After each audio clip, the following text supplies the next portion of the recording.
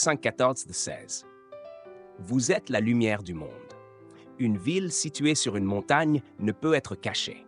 On n'allume pas une lampe pour la mettre sous le boisseau, mais on la met sur le chandelier et elle éclaire tous ceux qui sont dans la maison. Que votre lumière brille ainsi devant les hommes, afin qu'ils voient vos bonnes œuvres et qu'ils glorifient votre Père qui est dans les cieux. Avant de continuer, je vous invite à vous abonner et à partager ce message pour nous soutenir. Chers frères et sœurs, aujourd'hui, nous nous penchons sur un passage puissant de l'Évangile de Matthieu, une déclaration de notre Seigneur qui nous rappelle non seulement qui nous sommes, mais aussi quel est notre rôle dans ce monde. En affirmant que nous sommes la lumière du monde, Jésus nous appelle à une responsabilité divine. Ce verset nous invite à réfléchir sur notre présence et notre impact dans notre communauté et au-delà. La lumière est un symbole récurrent dans la Bible. Elle représente la vérité, la sainteté et la présence de Dieu. Dans Jean 8-12, Jésus déclare également « Je suis la lumière du monde ». En nous appelant à être la lumière, il nous fait participer à cette nature divine. Nous ne sommes pas seulement des récepteurs de lumière, mais aussi des émetteurs. Cela nous rappelle que notre témoignage et nos actions doivent refléter la lumière de Christ. La métaphore de la lampe est particulièrement frappante. Dans l'Antiquité, les lampes étaient un moyen essentiel d'éclairer les maisons. Les gens ne les cachaient pas, mais les plaçaient bien en vue pour qu'elles puissent éclairer tout l'espace. De même, notre lumière doit briller sans réserve. Cela nous pousse à nous interroger. Comment pouvons-nous briller dans un monde souvent plongé dans l'obscurité? Il est essentiel de comprendre que notre lumière ne provient pas de nous-mêmes, mais de notre relation avec Christ. Lorsque nous passons du temps dans la prière, la méditation et l'étude de la parole, nous nous imprégnons de sa lumière. C'est cette lumière intérieure qui doit se manifester dans nos actions. Nos bonnes œuvres ne sont pas un moyen d'obtenir le salut, mais plutôt une réponse à l'amour que Dieu a pour nous.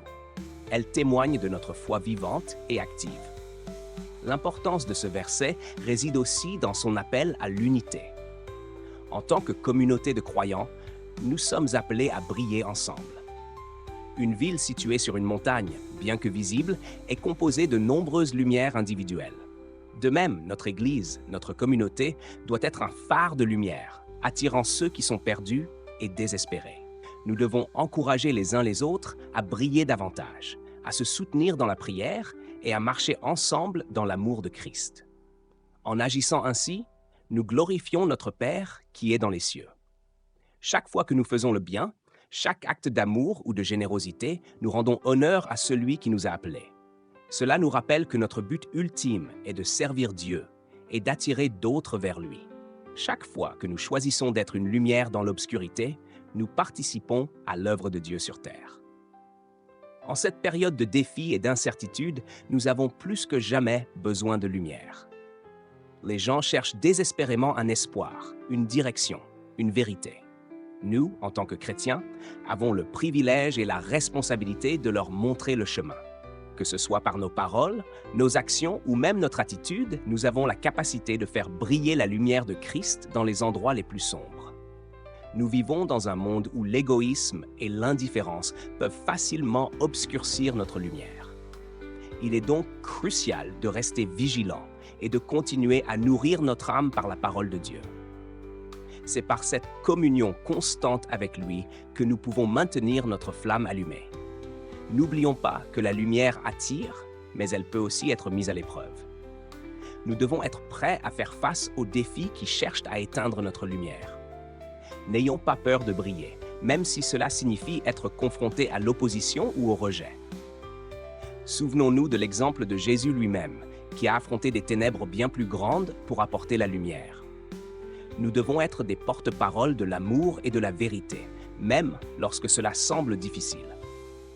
Chaque fois que nous choisissons de faire le bien, de témoigner de notre foi, nous faisons briller notre lumière. En conclusion, chers amis, réfléchissons à la manière dont nous pouvons être des lumières dans notre monde. Quelles actions pouvons-nous entreprendre pour faire briller notre lumière? Comment pouvons-nous encourager les autres à faire de même? Soyons des instruments de lumière, des ambassadeurs de l'amour de Dieu. que notre vie soit un témoignage vivant de sa grâce et de sa vérité. Je vous encourage à partager vos réflexions sur ce passage.